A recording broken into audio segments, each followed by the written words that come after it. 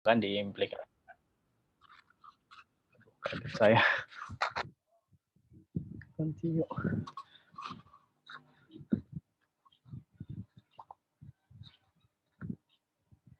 Tiba-tiba ada notif. Oke, sorry. Lanjut ya. Jadi sampai mana ya? Oh iya, sisi blink. Oke, implikasi. Lalu kita juga dengan pernyataan kedua, dia mau mengukur mana yang lebih besar gitu kan, antara angka 1 dan 2, lalu ditambah konjungsi konektif dengan or gitu kan. Dengan sama juga pengukuran lebih yang tadi pertama lebih besar, yang kedua lebih kecil antara 1 dan 2. Jadi dia menggabungkan beberapa kalimat gitu kan menjadi dalam satu sentence. Oke. Nah, si semantic of well ini kalau di dalam truth dan modelnya itu dia itu sifatnya sama kayak professional logic kemarin, sama dengan professional logic. Oke, jadi dia bisa dinyatakan nilai dalam bentuk true atau terhadap suatu model. Oke. Nah, tapi kalau dia kalimatnya itu, tapi bedanya itu dengan professional logic itu, ibaratnya dia tuh bisa diinterpretasikan dengan banyak dalam sebuah model. Oke. Nah, contohnya kan kalau di dalam professional logic itu, mana ada contohnya? Oke, contohnya ditaruh deh. Misalnya modelnya itu dia berisi objek dan juga ada relasi gitu, hubungan di antara elemen-elemen tersebut.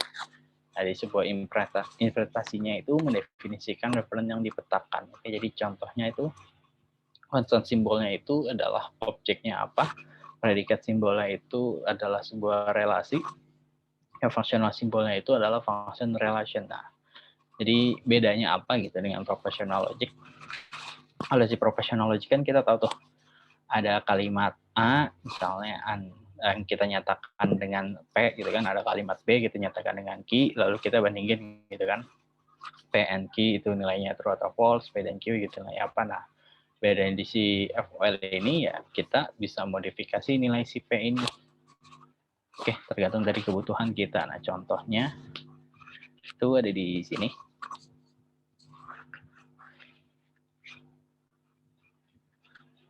Oke, nah kalimat atomik kalimat atomik gitu kan kita nyatakan bernilai true ke dalam suatu model M di bawah interpretasi if refer to.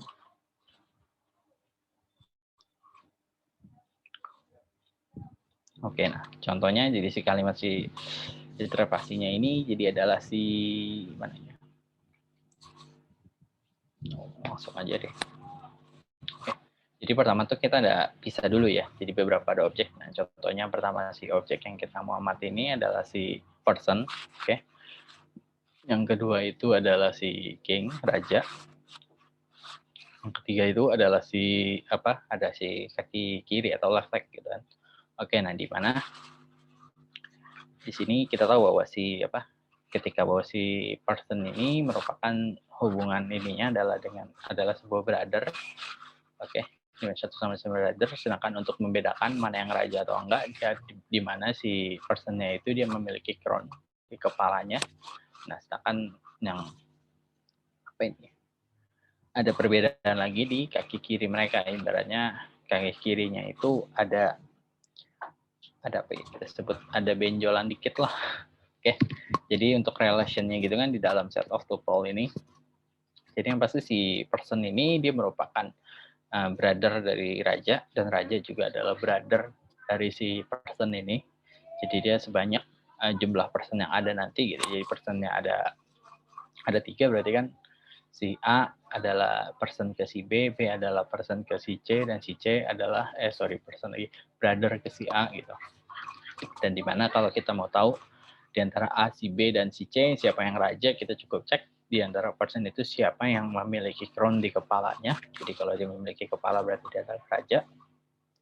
Dan yang ketiga itu functional relation-nya ke dalam si multiple value ini ya sepertinya tuh kalau yang saya tangkap ya berarti si raja ini itu memiliki kaki yang ada letter L-nya gitu dibandingkan si person. Kalau person Ibaratnya kakinya lurus, sedangkan kalau raja kakinya agak belok dikit. Oke, nah kemungkinan model dan interpretasinya. Oke.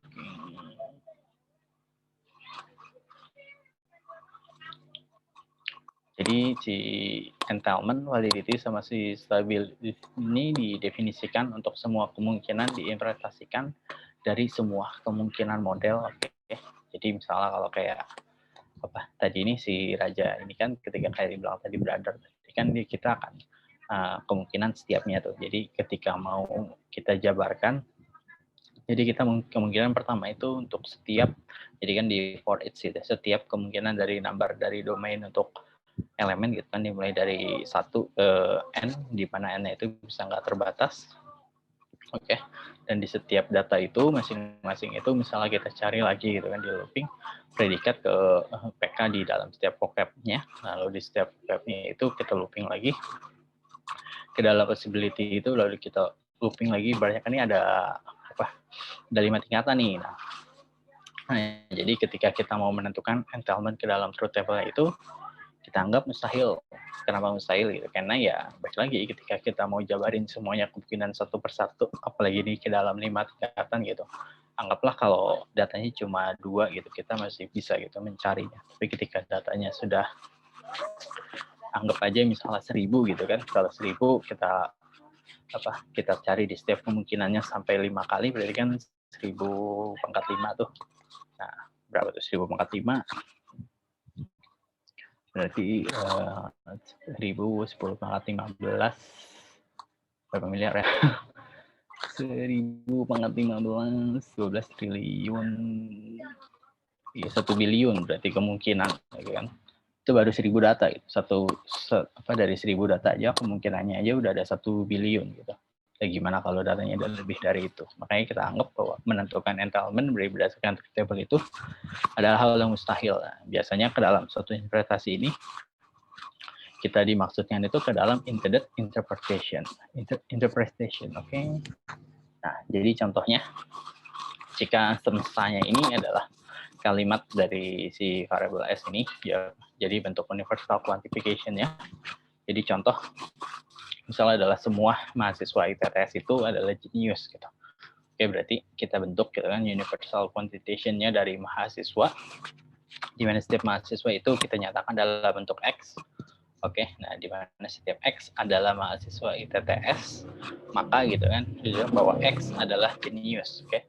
Nah, jadi si semantik universal quantification si semestanya ini pasti dia akan bernilai true gitu. Jika di dalam investasi bernilainya, jika di dalam S itu adalah bernilai true untuk semua kemungkinan gitu kan.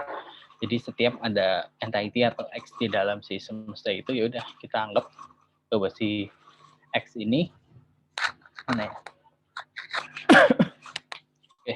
Nah, jadi kita anggap bahwa di dalam semesta ini merupakan conjunction dari sebuah institusi si semesta. Jadi setiap kali kita menemukan gitu di dalam semesta itu data baru, gitu. Misalnya kita temukan bahwa ada objek mahasiswanya adalah Ani, di mana si Ani ini adalah ITTS, ya udah berarti Ani itu dia langsung konjungsi ke bahwa Ani itu adalah jenius gitu. Gitu juga dengan kita temukan lagi ada si Anto gitu, dan Anto itu adalah mahasiswa ITTS, ya udah berarti secara otomatis kita bisa nyatakan bahwa Anto itu jenius. Gitu juga dengan Jainal, si Jaki. Oke. Nah,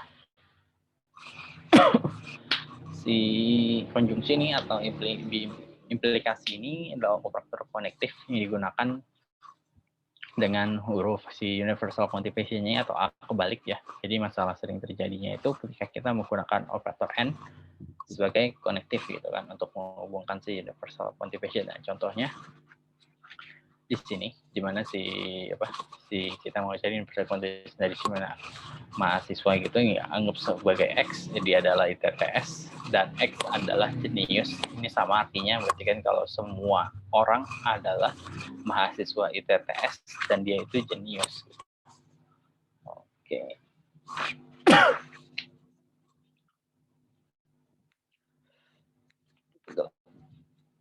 Jika S, oke. Berikutnya contohnya untuk existential quantification ya sebentar, sorry.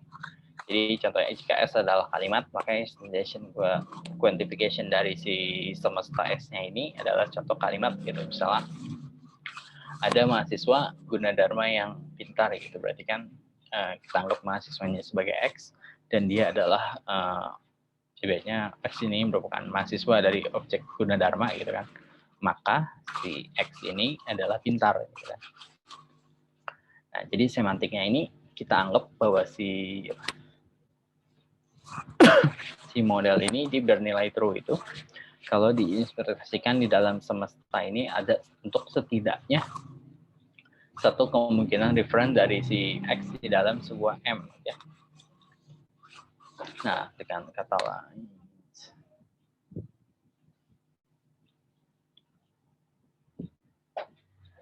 S disjungsi dari semua instantiation S. Oke. Gimana? Jadi nih cara ngelihatnya itu kita lihat dari dalam kurungnya dulu ya. Ini kita lihat jadi pertama itu kan kita lihat bahwa kita cek mahasiswa pertama misalnya ada Ani gitu. Ani adalah dia mahasiswa Gunadarma gitu kan. Kalau ia merupakan Ani merupakan mahasiswa Gunadarma, maka si Ani itu pintar. Ketika ada dalam konjungsi itu berarti itu merupakan ada suatu referen itu ada suatu perbandingan gitu ya. Berarti bukan si Ani ini pintar, berarti ketika mahasiswa Ani adalah mahasiswa Gunadarma dan Ani ini pintar, berarti ada kemungkinan bahwa kalimatnya itu akan jadi si Ani merupakan mahasiswa Gunadarma, maka ada kemungkinan si Ani pintar. Gitu juga dengan si Anto. Jadi si Anto ada dia mahasiswa merupakan mahasiswa Gunadarma, oke, dan dia pintar, berarti kan dan kemungkinan dia pintar. Oke.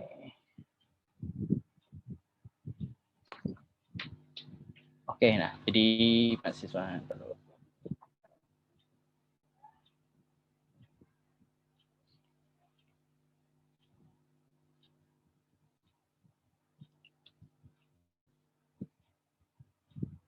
oke. Benar ya. Jadi biasanya si operator N ini atau operator konektivitas yang digunakan di dalam existential quantification ini, ketika tadi menggunakan disjunksi atau implikasi atau connection ini, oke kan jadi kalimat si tadi itu sebenarnya dia bernilai true kalau ada setidaknya satu orang objek gitu yang kuliahnya itu bukan di Gunadarma gitu. Jadi kalau semua objek yang tadi kita masukin ini adalah mahasiswa Gunadarma, maka kan kita belum tahu tuh, berarti kan tadi kalimat itu adalah ada kemungkinan si Ani pintar gitu. Tapi ketika si objek si pernyataan si Ani pintarnya ini baru bisa kita bilang true kalau misalnya di dalam semesta tadi ini ada satu mahasiswa yang kita masukin itu sebagai pembandingnya. Contohnya mana ya? Oh enggak ada. Oke, contohnya anggaplah di dalam setelah ini kita masukin lagi satu mahasiswa gitu. Oke, misalnya ada satu mahasiswa si A, dia adalah mahasiswa ITTS gitu kan, dan dia pintar, otomatis kan akan jadi perbandingan gitu kan. Apakah si Ani ini pintar? Oke, ya kalau memang dia lebih pintar dari si mahasiswa ITTS tadi, oke, berarti ini bernilai true. Tapi kalau tidak, ya pernyataan ini bernilai false. Oke. Nah, beberapa sifat jadi untuk semua ya dari si universal maupun esensial ini bentuk sederhananya. Jadi contohnya sifat dari for all X dan for all Y di setiap semesta itu sama dengan kalau kita tulis untuk semesta X, Y gitu kan. Kita juga dengan si existential quantification-nya si X dan si Y di dalam semesta. Itu juga bisa kita tulis di mana si esensial si X, Y di dalam semesta. Oke. Nah, kedua ini tidak sama ya. Jadi kalau misalnya si universal si esensial si X dan universal Y ini tidak sama dengan kalau kita tukar gitu dengan value-nya. jadi dia bisa berbeda. Nah, makanya si kalimat mencintai sekurang-kurangnya masih mencintai semua. Oh, oke. Ini contohnya. Jadi misalnya kalau si XI eksistensial si X dan universal si Y ini, kalau dalam mencintai ini berarti kan kalimatnya akan menjadi ada sekurang-kurangnya seseorang yang mencintai semua orang di dunia. Nah, sedangkan kalau kita balik si universal Y dengan esensial si X, maka menjadi semua orang di dunia mencintai sekurang-kurangnya satu orang. Oke, nah jadi dia artinya berbeda ya. Jadi yang pertama itu kita anggap ada sekurang-kurangnya seseorang yang mencintai semua orang di dunia. Sedangkan yang kedua itu semua orang di dunia itu mencintai sekurang-kurangnya satu orang. Artinya kan berbeda jauh tuh. Nah, gitu juga dengan si quantifier. Jadi bisa kita nyatakan dengan yang lain. Contohnya si universal X dengan doyan si X, di mana dia basok objeknya. Yang kedua itu si esensialnya dari si X doyan objek doyan, di mana X ini dibandingkan dengan cilok. Jadi bentuk ini bisa kita nyatakan dalam bentuk negasi dari si esensial ke si X ke dalam negasi dari si doyan X bakso. Kita juga ingin cilok, jadi kita bandingkan, jadi dia terbalik. Jadi awalnya dari esensial dia jadi negasi dan universalnya. Oke. Nah, ini contoh kalimatnya. Jadi yang bentuk ketika dari kalimat kita bentuk ke dalam suatu FOL. Okay. Jadi contohnya misalnya ayah adalah orang tua. Oke, nah jadi si universalnya adalah si X, Y gitu kan, di mana ayah gitu kan bisa X, Y di mana implikasi ke orang tua. Jadi di mana setiap objek dari si ayah ya merupakan dia objek orang tua juga gitu. Jadi udah otomatis ketika ditemukan satu buah objek ayah, ya udah pasti objek ini berelasi dengan objek orang tua atau objek si ayah ini ya adalah orang tua. Gitu. Itu juga dengan kalimat hubungan saudara berlaku simetris. Oke. Nah, berarti kan si universal dari si X, Y itu kan objek dari saudara, berarti berlaku simetris, berarti itu dia sama aja setiap objek saudara yang ditemukan gitu, misalnya ada Ani gitu kan, terus ditemukan lagi tadi si Tono gitu, udah otomatis bahwa Ani dan Tono itu ya bersaudara otomatis, walaupun nanti ditemukan Tono terus ketemu lagi dengan si C gitu, habis si C itu ke si Ani, ya udah si Tono ya saudara si Ani juga. Oke, nah contoh kalimat ketiga misalnya adalah ibu adalah orang tua yang berjenis kelamin perempuan. Nah, jadi pertama universal X, yaitu si ibu. Oke. Lalu dia implikasi ke objek orang tua dan objek ke perempuan. Jadi ketika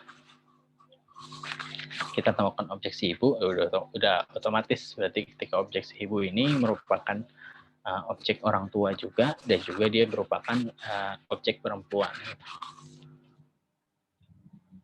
Oke, di skip aja ya.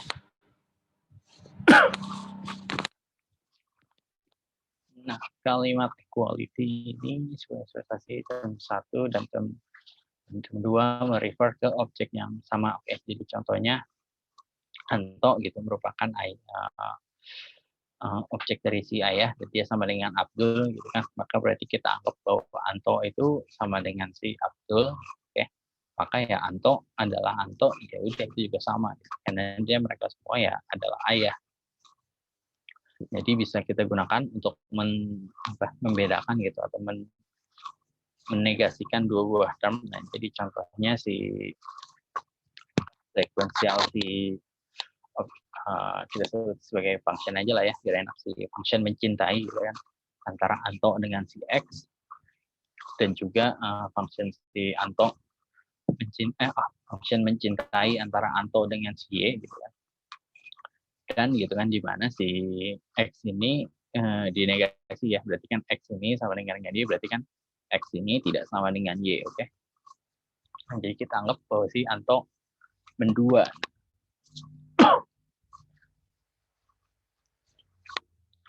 Menangkap kan ya? Aduh, saya sulit jelas. Jadi sebenarnya ada 3 buah pernyataan gitu yang dihubungkan gitu kan. Yang pertama itu adalah kita bilang gitu bahwa si Anto mencintai X dan Anto ini saling mencintai gitu. Oke, itu pernyataan pertama.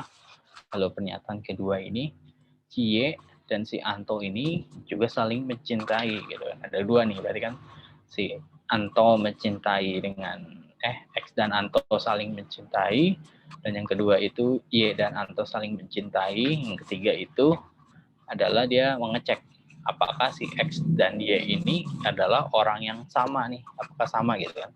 Kalau dia orang yang sama, berarti si Anto nggak mendua ya, karena dia ya mencintai satu orang gitu kan. Tapi kalau ternyata X dan Y merupakan orang yang berbeda, ya udah berarti si Anto selingkuh atau dia mendua. Oke, nah ini sama definisi sibling, di mana si function sibling X dan Y lalu dia equivalent dengan pernyataan di mana X tidak sama dengan Y dan B di semesta M F, berarti ini akan menjadi pernyataan gitu kan, di mana ada sebuah keluarga M dan X dan juga keluarga F dan X, juga dari keluarga M dan Y dan juga keluarga F dan Y. Oke, di mana kalau ya si X berkeluarga dengan si M dan si X juga berkeluarga dengan F, ya ibaratnya nanti ya mereka adalah bukan sebuah saudara ya, ya kita anggap bahwa mereka tuh bersaudara gitu juga parent M dengan Y dan F dan Y. Oke, nah berarti keempat keluarga tersebut ya merupakan sebuah sibling karena empat-empatnya memiliki relasi satu sama lain. Oke, di mana M dengan si X, P parent F sama si X, M sama si Y, dan si F dengan si Y. Oke. Nah, jadi si knowledge based agent, oke, dengan si FOL ini kita bisa menggunakan nih si first order logic ini sebagai bentuk knowledge representation language atau sebagai sebuah KBA, atau nanti kita lebih anggap sebagai apa ya, knowledge base atau sebuah dalam bentuk database nanti ya bentuknya. Nah, jadi kita bisa membentuk sebuah database gitu kan dari si sebuah FOL ini nih. Jadi pertama kita berikan dulu informasi ke knowledge base-nya ini, kita tell gitu kan. Nah, contohnya misalnya ini contoh kalimat di dalam si FOL untuk menambahkan ke dalam knowledge base itu kita sebut sebagai assertion. Nah, contohnya si tell KB untuk bahwa ada objek king gitu, raja, di mana si raja ini adalah si John gitu kan. Dimana juga dia kasih tahu juga tell juga gitu kan, knowledge si bahwa si king ini ya dinyatakan sebagai X, dan si X ini udah pasti juga berelasi ke dalam objek person. Nah, jadi ketika kita mau memberikan query gitu untuk bertanya gitu, ke dalam si knowledge base kita atau namanya ask gitu kan, jadi kita bisa ask ke dalam knowledge base kita gitu kan, di mana king apakah namanya si John gitu kan, maka dia akan returnnya true gitu kan, karena kita udah set gitu kan, kita udah detail ke dalam knowledge base bahwa yang nama rajanya itu bernama John gitu kan. Nah, terus kita akan panggil lagi gitu, ask gitu kan ke dalam knowledge base apakah John ini merupakan objek person atau orang, ya pasti jawaban juga true gitu kan. Ketika kita mau nanya gitu dalam knowledge base siapakah nama dari si person si X ini, ya maka jawabannya adalah John. Oke, nah berikutnya substitution.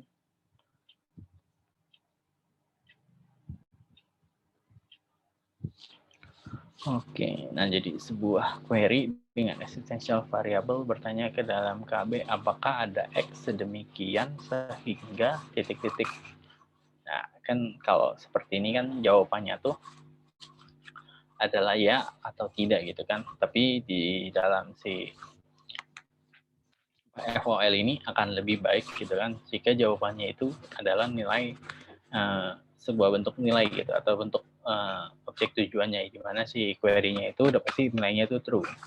atau ya kita kasih objeknya langsung gitu, jangan hanya sebuah kemungkinan gitu ya atau tidak. Nah, jadi bentuk jawaban tersebut kita bisa sebut sebagai substitution atau binding list. Nah, jadi contohnya misalnya salah bentuk untuk kalimat S dan substitution SO berarti kan hasil dari pengisian si S dan O ini.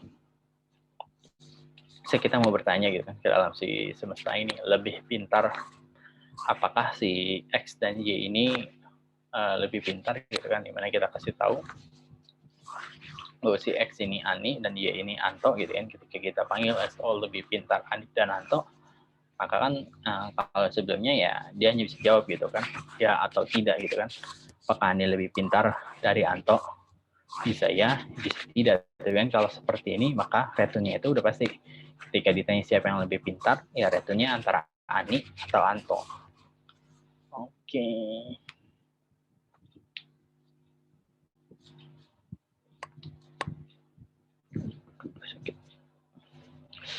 Representasi sebagai hasil persep dari sensor. Oke, nah ini penggunaan FOL sebagai knowledge relation.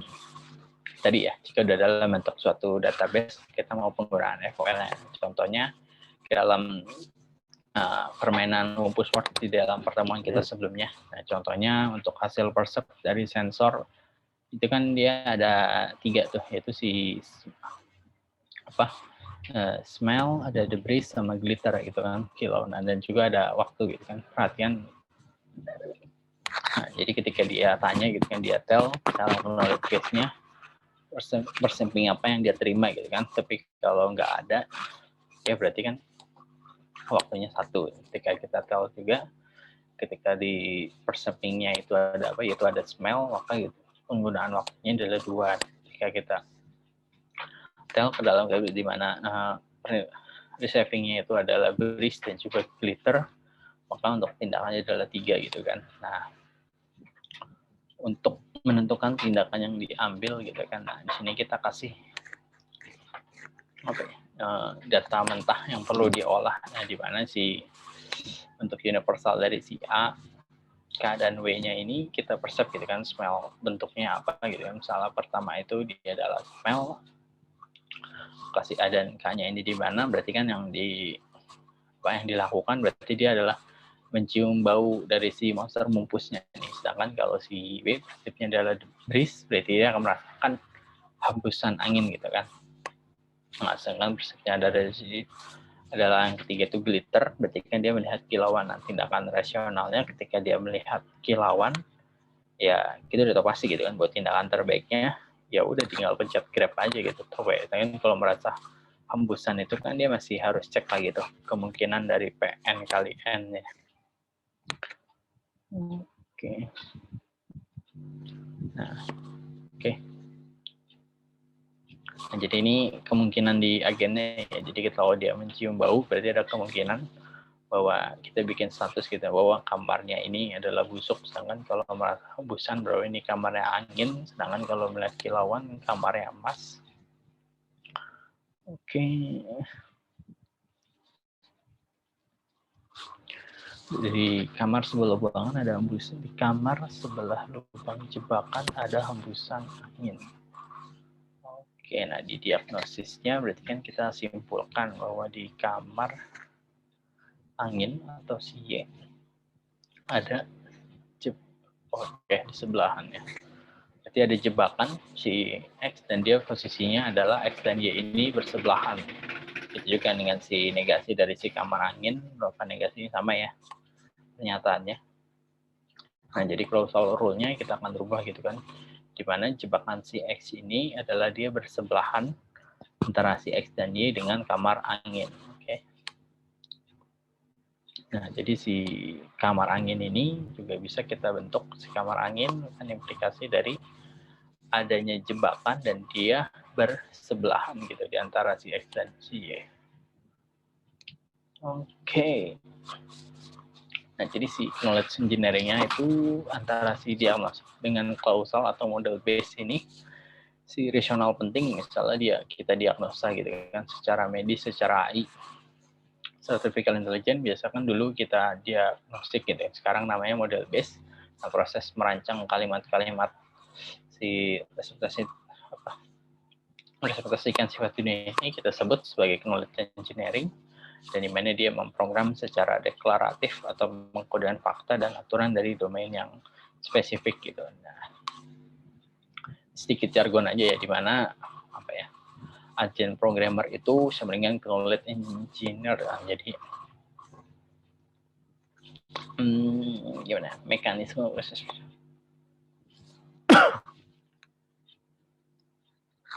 Jadi ya bisa kita anggap bahwa si kemungkinan logik ini kan bahwa kita yang persiapin gitu, bahwa si agen bukan kita ya, ibaratnya si programmer itu ya adalah dia sumber knowledge dari si engineer. Jadi ketika kita mau ngebuat kemungkinan ini ya udah pasti dari si knowledge si engineer tersebut gitu, atau si programmer tersebut. Kalau si programmer yang memahami dengan baik, ya udah pasti knowledge engineer itu akan jauh lebih detail gitu. Tapi ketika ya si programmer kurang memahami, ya udah otomatis knowledge kemungkinannya ini nggak akan sedetail gitu, atau mungkin banyak kelemahan atau banyak bugs. Oke. Itu aja. Jadi kesimpulan untuk si FOL atau first order logic ini, dia bisa menyimpan objek dan relasional gitu kan ke dalam elemen-elemen semantik di dalam model. Oke. Jadi nggak cuma kalimat aja gitu, nggak wefak saja atau true atau false. Jadi dia bisa objek dan relation.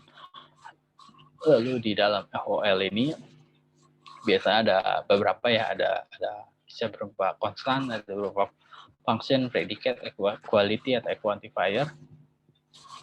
Dan mekanisme proses penjawaban query ini merupakan inference rule yang bersifatnya itu domain independen. Oke, jadi dia FOL ini bisa lebih ekspresif dibandingkan PL ya, karena si contoh Wumpus-Ford tadi itu yang kemungkinannya itu n kalian itu bisa kita definisikan semua gitu kan, jadi bisa kita jabarkan secara detail gitu kan, dibandingkan kalau sebelumnya kan harus jadi banyak, jadi panjang sebenarnya dan lebih sulit biasa dipahami. Oke, jadi proses pengkodean gitu dari dalam suatu dunia, dalam suatu KRL itu kita sebut sebagai knowledge engineering. Oke.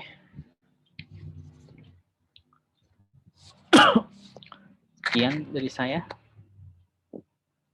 Ada yang mau bertanya?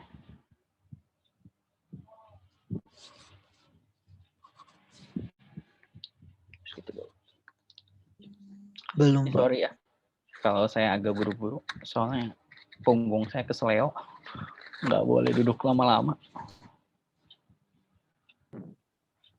Semoga cepat sembuh, Pak. Iya, oke. Oh, itu lupa. Saya sambil absen ya.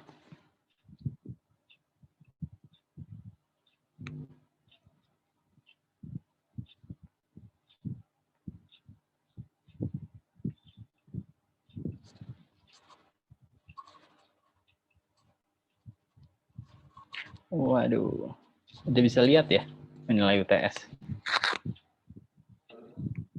Belum, Pak.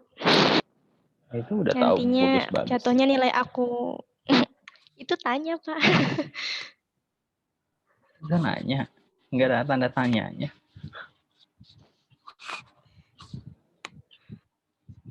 Bagus kok nilai kalian. Yang belum dikasih lihat ya. Nah, pokoknya lulus semua lah.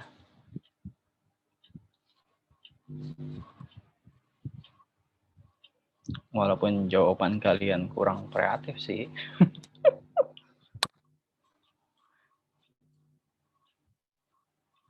Mirip-mirip lah satu dengan yang lain. Aduh, saya mau absen jadi lupa.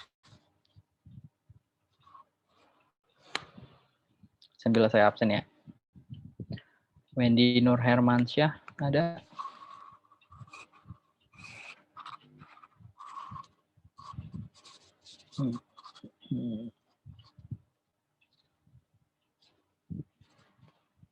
Oke.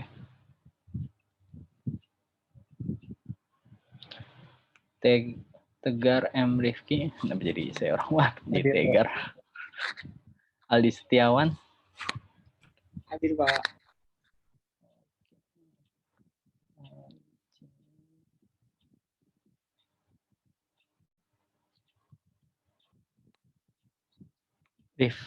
Rizky Gilang Wijaya.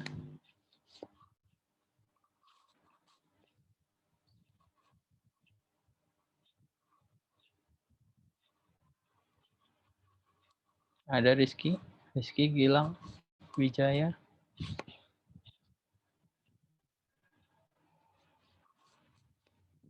Nurul Fauzia.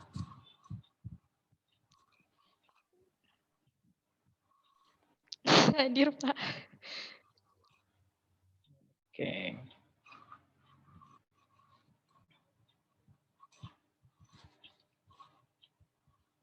Oke, ada lagi yang belum saya sebut?